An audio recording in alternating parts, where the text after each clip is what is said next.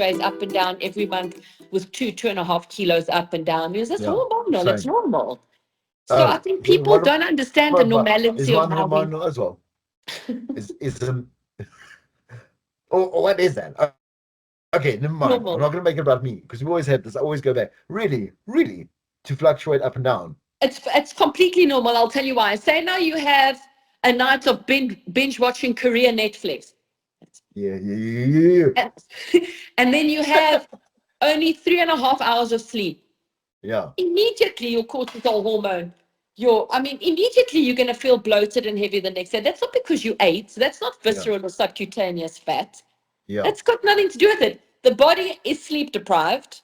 That happens when it's ladies that time of month. If guys are having testosterone ups and downs, this is a complete chemical thing. It's got nothing to do with you and what you ate or didn't eat. So the normalcy of any adult is to fluctuate 2.5, up and down. That's all normal.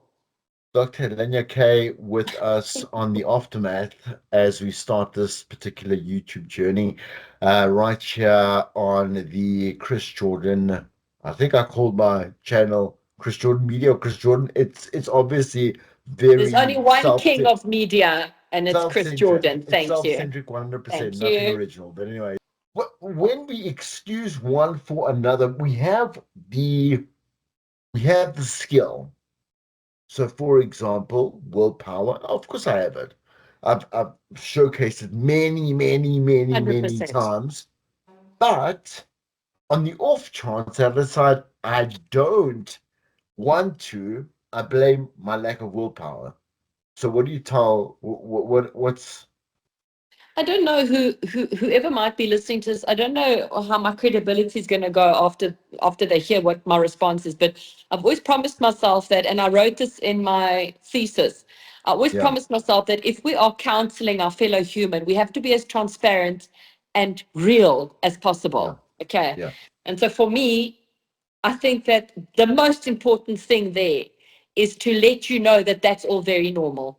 What I mean by that is that I have people coming in saying, I have no willpower, I self-sabotage myself, I never follow through. And then I'll say to them, okay, well, let's just go back. When you say never follow through, as in never, they're like, no, just, I haven't been sleeping and this recent event happened and I feel like, do you know that that's the most normal thing for the body to play catch up emotionally? We're not supposed to do 5 billion things. We're supposed to be still and quiet and peaceful to catch up.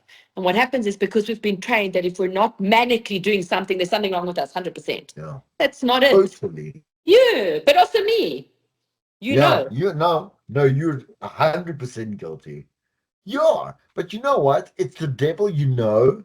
Yes, I know. Instead of the Lucifer, you don't. It's I the know. Satan you know instead of the Lucifer, you don't. But another thing that I tell people all the time in response to the what you've just said to me is that it's not that you're lacking self-motivation. You feel that you need to find something to blame in order to become a motivator to get you to do this thing you don't want to do. But the fact is that the body and the mind is exhausted. And so what we do is we don't understand that maybe we just shouldn't really do nothing.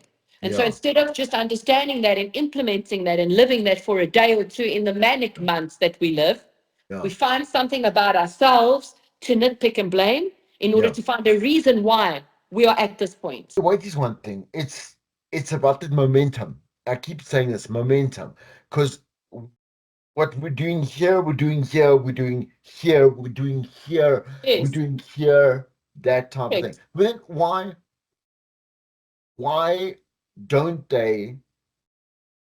people just choose a better option? In other words, why are they happy to struggle longer and longer and longer as it gets worse and worse? As I said in the beginning of our chat, it's easier because that's all they know. Especially if the individual is over 30, 35, 40, when the damage to the body starts.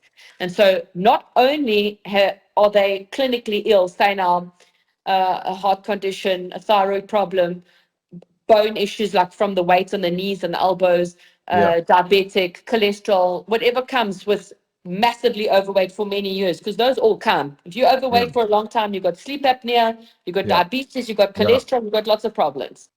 May I just say that Yes. there are a lot of contributing factors why people get to being diagnosed as morbidly obese. Many Okay. of them are issues that they developed in utero as growing up. For example, thyroid issues, metabolic syndrome, uh, um, those are the physiological, to name two of many. I mean, Yeah. there's I can't remember what it's called. I can't remember the name. Sorry, but we have a gene called it's not fatso, you spell it Yeah. PHY.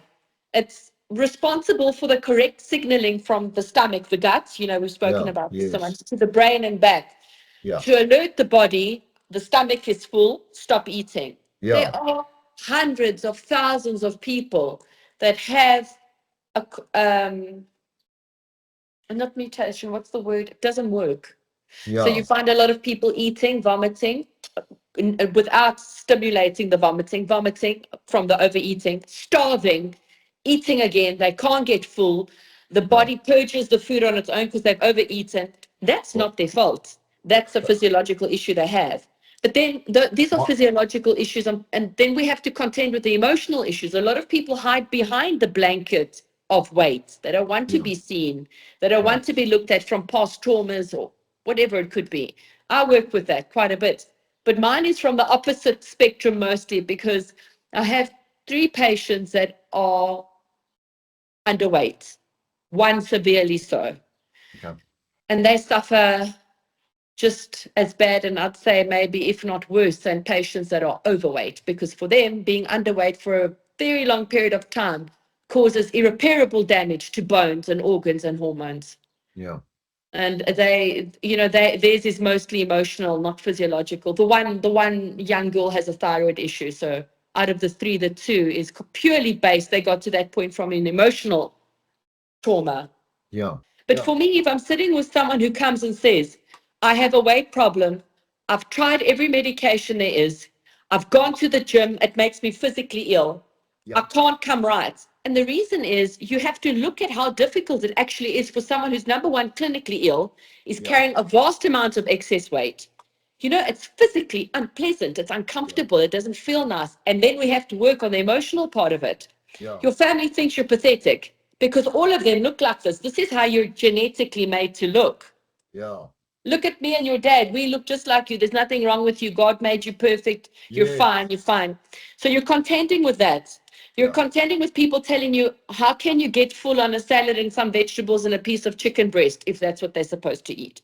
And so Yes. what you have is a lot of onslaught to deal with because most of the time people who are in an environment where everyone seems the same, Yeah. everyone looks the same, eats the same, lives the Yeah. same, Yeah. Yeah. Yeah. you're not going to get the support you need. Thinks the same. Never. Yeah. Yeah. Never.